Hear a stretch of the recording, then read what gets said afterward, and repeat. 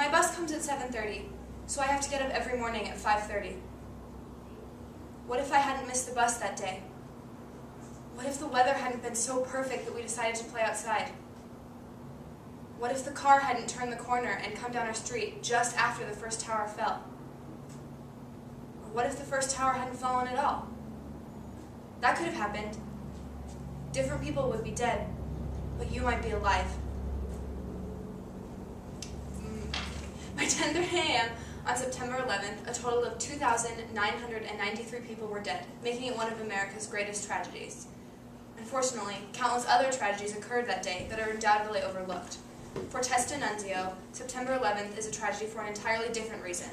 For on September 11th, 2001, Tess loses her younger sister Zoe to a hit-and-run car accident. In order to deal with her guilt and grief, Tess begins writing to her sister. She writes, "Dear Zoe," by Philip Beard. Dear Zoe, let me tell you about the kind of face you had. I have this picture of you and Mom on my desk in my room.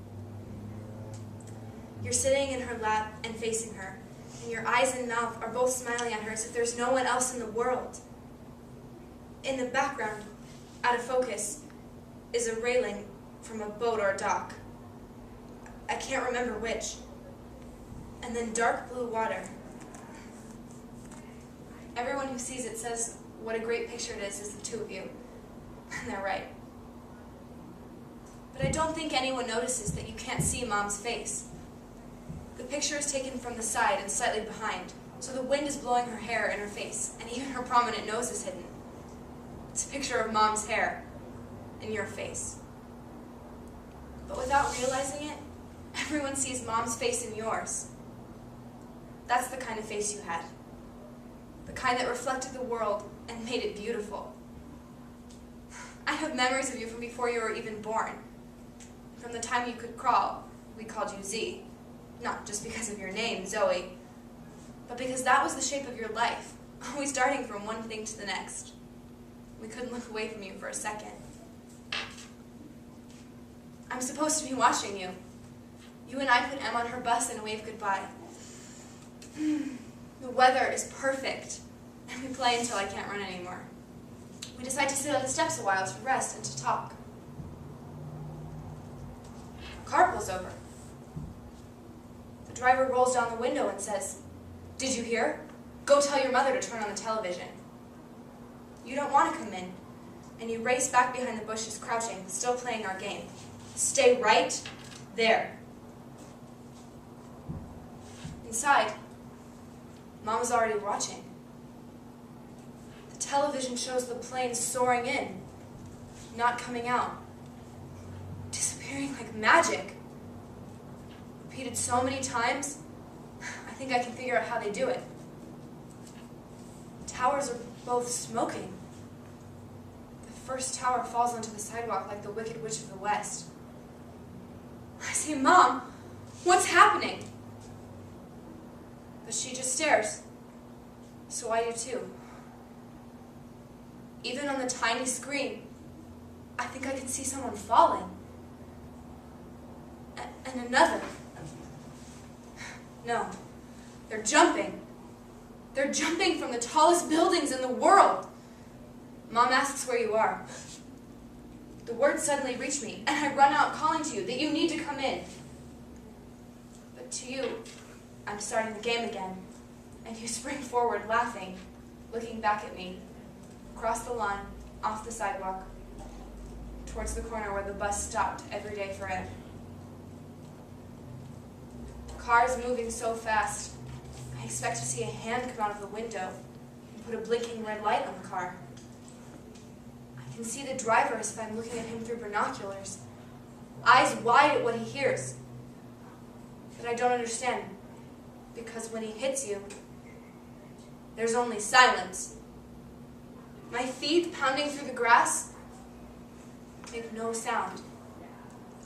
I know that my mouth is open and that air is rushing across my stretched vocal cords. But I hear nothing.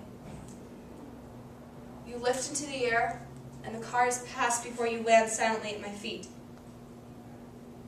There's no blood. Your eyes are open, but they don't move. Nothing moves. A woman squeezes a bag smaller than the ones you see on TV, and your little heart jumps all at once as if you've been surprised. Mom and I rush between nurses' stations, with lines of people facing away from us, as if we're being shunned. Mom and I are alone. The only emergency in the world is on television. The second tower falls.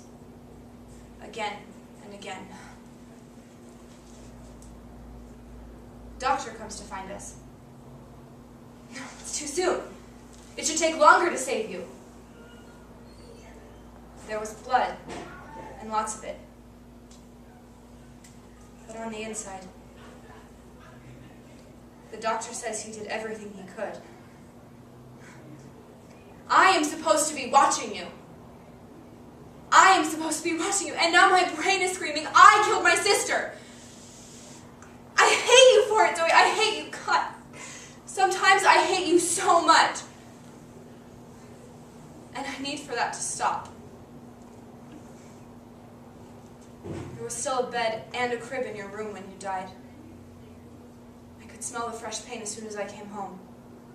Mom was starting to roll a deep beige color over the pale yellow sponge paintings she and I had done together. Over the Peter Rabbit characters she had outlined by hand for hours and hours, and let me help with the coloring and shading. And she was crying. Not just crying, but shaking. I didn't understand how she could see what she was doing. I sat outside of the door, trying to stay quiet, but crying too. Listening to the sticky sound of the roller, erasing what we had done together, erasing a part of your life without asking me what I thought, or if it was okay to do that yet. I've been carrying around the picture Em had of you ever since I came home from the hospital. You're sitting on the tire swing in the park that you loved, and you're wearing that polka-dotted skirt with the frilly edge that you loved to twirl around in. Even though it's only you in the picture, it feels like we're all there. On the anniversary, Mom, David, Em, and I are going to remember you all day, while the world is remembering everyone else. We'll probably cry a lot, but we'll laugh too. But one thing I know for sure is, love is this really powerful thing that we all have if we just learn how to accept it. I mean, come on. If it's something we all have to give and something we all want, doesn't that mean there's exactly enough to go around? Zoe, we love you. We will never, ever be the same without you. Love always, Tess.